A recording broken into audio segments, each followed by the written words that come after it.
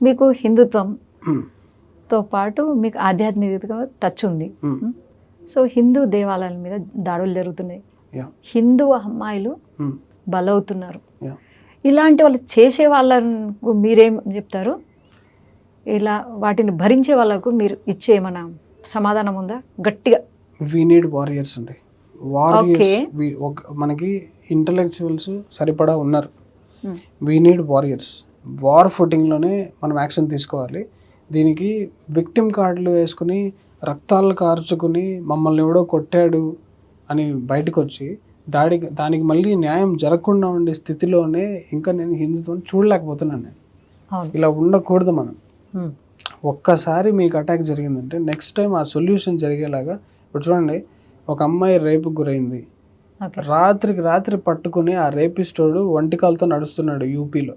అవును, police treatment. ఎంత ఇలాంటి గవర్నెన్స్ మనకు కావాలి. ఇలాంటి గవర్నెన్స్ లేదంటే ఏది చేసినా ఫ్రీడమ్. నిర్భయ రేప్ కేసులో ఉన్న నువ్వు ఏం చేయకుండా పనిష్ లేకుండా వదిలేస్తే ఆ రేపులు చేసిన అందరినీ ఫ్రీ లిబరల్, వాడికి పెద్ద తోపు లాయర్ వస్తాడు మళ్ళీ వాదించడానికి. Everything judicial and government systems మీద ఆధారపడి ఉంటుంది. దాన్ని ఎన్ఫోర్స్ చేసేది హిందుత్వ ఆర్గనైజేషన్స్. ఇవన్నీ కొలాబరేట్ అయి పనిచేయాలి. హిందువులు కూడా నువ్వు బయటకు వచ్చి నువ్వు గోల్ చేసి నువ్వు గవర్నమెంట్ని అది యాక్షన్ చేయించేలాగా చేయాలి. ఇప్పుడు హిందూ దేవాలయాల్లో హుండీలు ఉంటాయి. మనం భక్తులం, బాగా నమ్ముతాం, మన కోరికలు తీరగానే హుండీలో డబ్బులు వేస్తాం. చాలా వరకు ఇప్పుడు హిందూ దేవాలయాల్లో ఉన్న హుండీలలో డబ్బులు వేయద్దు అంటున్నారు. అవి మనకు కాకుండా వేరే వెళ్తున్నాయి అంటున్నారు. దానికి మీరేమంటారు? పల్లెంలో డబ్బులు వేసి పూజారికి సాయం చేయండి కానీ ఎండోమెంట్స్ ఇవ్వకండి. That is the ultimate. ఇటుపోతున్నాయి ఆ డబ్బులన్నీ. మొత్తం అన్నీ కూడా జగన్ ఉన్నప్పుడు క్లియర్గా పాస్టర్లకి 5,000 జీతాలు ఇచ్చేది అవన్నీ అందరికీ తెలిసింది. అది ఓకే.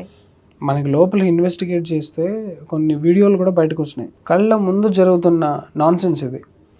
సిఎస్ రంగరాజన్ గారు కొంతమంది ఇప్పుడు దాని గురించి పోరాడి చిలుకూరు బాలాజీ టెంపుల్ ఎంత బాగా కండక్ట్ చేస్తున్నారు చూడండి.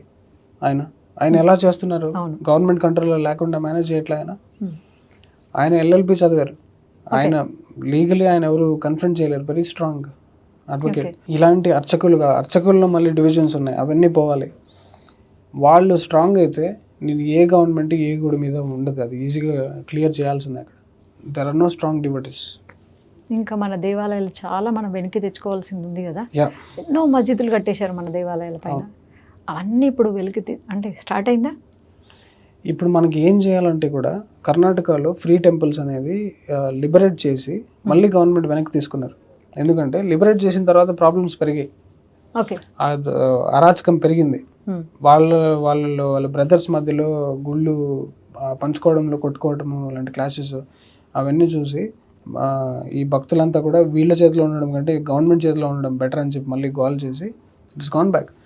దానికి ఏ ట్రస్ట్ ఫామ్ చేస్తుంది, ఏ ఆర్గనైజేషన్ ఉంది? ఈ రకంగా నేను మన గుడి అనే ఒక ఆర్గనైజేషన్ గురించి చెప్పాలి. కరెక్ట్ సందర్భం ఇది. US నుంచి కొంతమంది పనిచేస్తున్నారు. మన గుడి అనే ఆర్గనైజేషన్ అది ఎంత ట్రాన్స్పరెంట్గా ఉందంటే వాళ్ళు ట్రాన్స్పరెన్సీ మోడల్ మీదే ఆధారపడి అది డిజైన్ చేశారు. చాలా బాగుంటుంది. గుడిని దత్తత తీసుకోవడం యాక్చువల్గా ఆ వర్డ్ వాడకూడదు. They go for find out temple, abandon temple ఒకటి తీసుకుని దాన్ని రెనోవేట్ చేసి దాంట్లో CC కెమెరాలు పెట్టి దాని వెబ్సైట్లో దాని పూజ బుకింగ్ పెడుతున్నారు. So that you book for an Archana. And మీరు ఒకవేళ ఫిజికల్గా రావాలంటే కూడా వెళ్ళొచ్చు, లేకపోతే అర్చకుడు అది వీడియో తీసి మీకు అప్లోడ్ చేస్తాడు.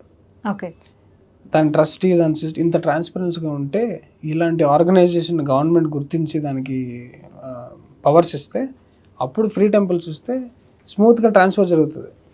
మళ్ళీ ఇక్కడ అరాచకాలు జరగకుండా ఉంటాయి.